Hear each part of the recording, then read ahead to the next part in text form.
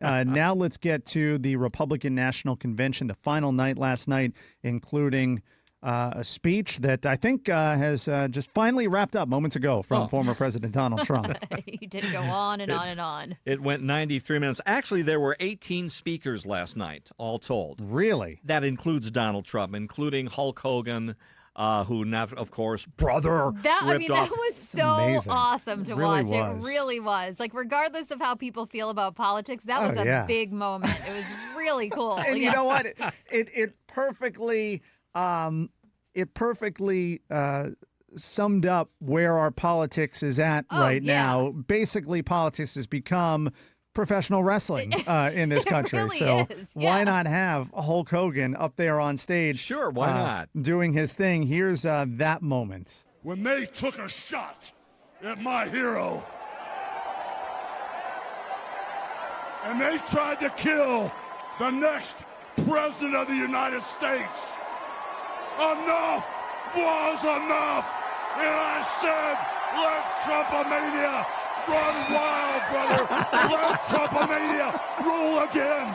Let Trumpomania make America great again. I mean, what a moment. The Are minute you when he kidding rips me? the shirt off, it was amazing. I had no idea he was going to do that. I had no idea he was that into politics. I'm telling you, we're going to have to offer him an invitation. You know? He lives here, right? Yeah, Clearwater. can have a segment every week. That's Hulkster being the Hulkster. I mean, what can you say? That's what he does. Definitely the most viral moment of the entire convention. I still think the most powerful moment was on Wednesday night, the Gold Star families. That was just so moving with them on stage telling their story. And then I thought you had the best entrance music last night. Melania Trump. And there were comparisons to this music and like music you would hear for a Disney princess. Yes. Okay. Yeah, I can totally hear it. Well, it's just I was wondering, like, Melania never shows up, and I wonder if she does that on purpose so that when she does show up, it's like a big thing. Yeah. Like, here she is. She's got entrance Melania. music and everything, right? Yeah. She didn't say anything. I guess she pushed back real hard on giving a speech, did not want to give a speech at the convention, but she did show up. I thought the rising star of the convention was Kai Trump. I still can't get over the fact that 17 years old, she pulled off that speech like she did. That was amazing. The cringiest moment of the entire convention, that's courtesy of Rick Scott. USA, USA. We will win. Wow. Now, let me tell you about a dream I had. Rick Scott. The energy was just flowing from him. We will win. One thing I have to point out, so you had Hulk Hogan, and he just energizes the crowd, electrifies the crowd. And then they have Franklin Graham come out. Hey, boy, that's a rough seg there. And now for Hogan. something completely different. It's a Franklin Graham.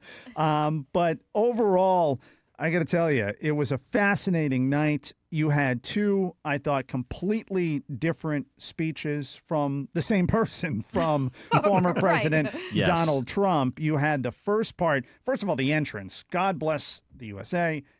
You've got the Trump sign lit up in the background. Lights. Yeah, it was like Vegas. I mean, the man knows how to make an entrance. You got to give him that. And then he was talking about his experience, with the assassination attempt. And this is some of what he had to say. This was that unifying message that we had heard so much about leading up to the speech. I am running to be president for all of America, not half of America, because there is no victory in winning for half of America. So tonight, with faith and devotion, I proudly accept your nomination for President of the United States. And then from there, it really became a unifying message in the sense that if you're on board the Trump train, we'll all be unified. Right. Yeah. That was where it went. It became a rally speech after that. That was the longest nominating speech in convention history. I thought the tone of the first part of the speech when he Mm-hmm. was talking about unity, I don't know.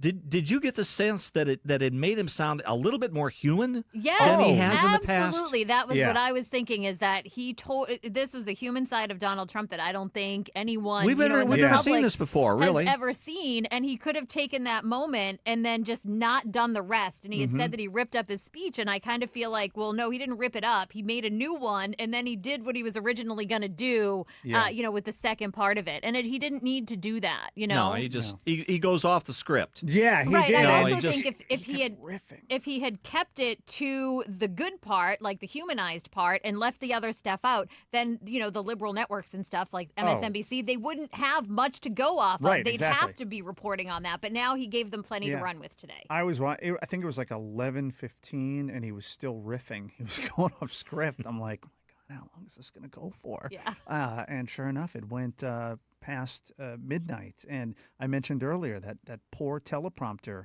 operator having to stop and start and stop and start, and nope, he's going on a tangent again. Hang on, let me stop. And then we're back on. Let me start it up again. I mean, that person, oof. Earned his money last night. And didn't get paid nearly enough. All right, we have some other political news to get to real quick.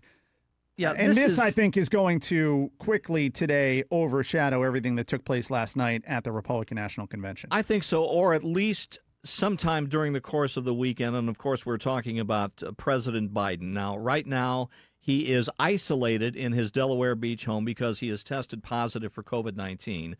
And the pressure is growing exponentially, Oh, yeah. I might say, on him to pull out of the race and turn the Democratic over to Kamala Harris. Yeah, turn the nominating process Right. either directly over to her or to call for some kind of an open convention, which she can certainly participate in.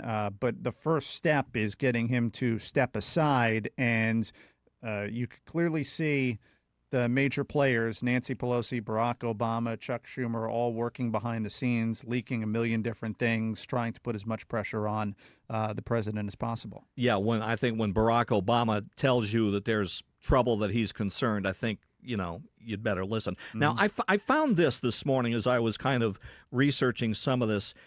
So what would happen if Biden decided to withdraw from the race? Now, there are two scenarios, one before the nomination, which is supposed to come next week, and then after the nomination. Now, if he willingly withdraws before the nomination, nearly 4,000 pledged delegates would meet to cast a ballot.